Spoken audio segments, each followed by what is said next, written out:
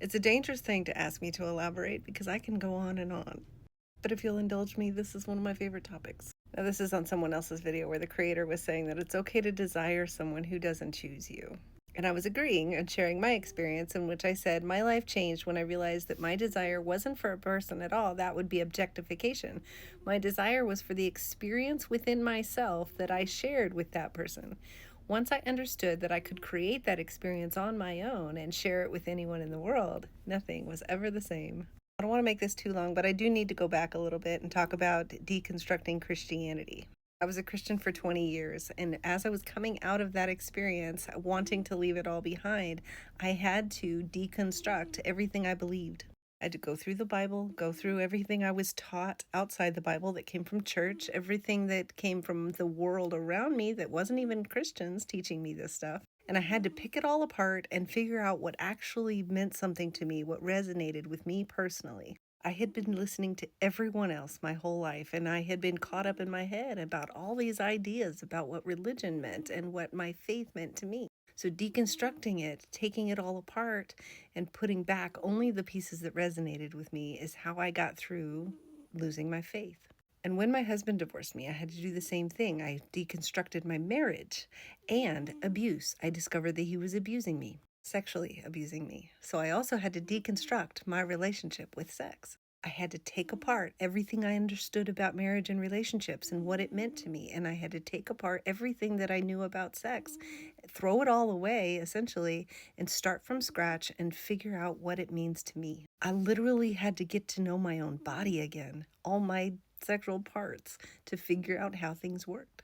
I also had a very skewed vision of what love was based on this religion, a toxic and abusive marriage, and going all the way back to my childhood and how I was raised. So I had to deconstruct love in a sense too, as I was learning self-love. If you've been hanging on for 2 minutes, this is where it gets good. 2 years after leaving my ex-husband, leaving the church, and starting from scratch and learning self-love, I started to date again. I met a wonderful man who was safe and sweet and treated me really well and healed a lot of things for me, including sexually. The time right now is 10:44, if that means anything to anyone. Anyway, it didn't last. Neither one of us was ready for a relationship, but I did actually end up falling for him by the end of it. That led me to a little bit of heartbreak. Okay, a lot of heartbreak. If I'm being real and authentic, it was devastating to me. But just like I said, I figured out over those next couple of months that it really wasn't about him. By this time, I had a very strong moral opposition to objectifying somebody. I was aware of what it meant sexually, and I also had an understanding of what it meant as a woman to objectify a man romantically. So I was very careful not to go down that road of making him the object of my desire. My focus was on who he is as a person, how he treated me, and the impact that he had on my life. So, in deconstructing this relationship and my idea of what love was at that time, this is where I ended up. So I separated everything into three parts. There was the man, there was how he treated me and how he made me feel, and then the actual impact on me of that relationship. For those who are just listening to this, there are emojis on the screen of a man, and a fire is the warmth that he made me feel, and a mirror, which is how he mirrored me to me. First thing I did was separate how he made me feel, because I know from all of the dating TikTok and what I understood of dating anyway is that in general, most of what we love about a person is just how they make us feel. It's all that validation that we get from that experience with them. I pulled that out right away because that's the first thing you feel the hardest. When somebody withdraws their warmth and energy from you, that's the most painful. It's like sitting in front of a fireplace and you're all warm and cozy and it just suddenly goes out. There's panic. You start to feel cold, right? So my very first task was trying to build a fire of my own, to build a fire within myself, to keep myself warm. So I took a look at everything that he was, everything he did, the ways he made me feel, and I said, how can I recreate that for myself, within myself? I don't need him, right? How can I do that for myself? I take myself out on dates. I buy myself flowers, which I already had been doing before I met him, but I ramped it up after that. So now I'm building my own fire. I'm giving myself everything that I'm looking to him for, everything that he withdrew from me. I now am doing for myself. That was huge. That took probably 2 or 3 months after breaking up, and that's when I really felt like I was getting over him at that point. The second part was taking a look at that mirror, looking at all the ways that I saw myself in him.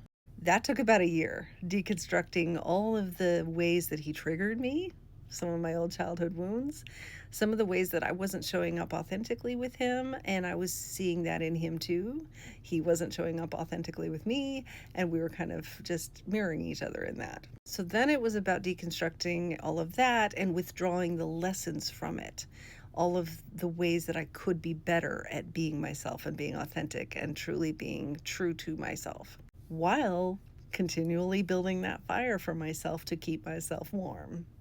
Consistently every day pouring into self-love and self-care and making sure that that fire is coming from within me and not anyone else. Learning from all those lessons from that relationship, talking about it here on TikTok too. If you're interested in more of that relationship, I have a playlist called Navy Guy. I'll put this in there for you. So now I'm building my own fire, I'm learning all these lessons, and remember, I separated out the man early on. And because I was building that fire for myself, within myself, I was never looking to him for that warmth and that energy. And now it's been about 2 years, and I can just look back at that man as one of my most fond memories. And I have the added luxury of still having him as a peripheral friend. I still love him and adore him, but I'm not looking to him for that warmth. And I still continually pick up lessons from that relationship as I'm talking to people here in the comments and other places on the internet and learning about attachment styles, and lessons from him continually come up in my life. And that is really the beauty of relationships, no matter how long they last, even when they don't last.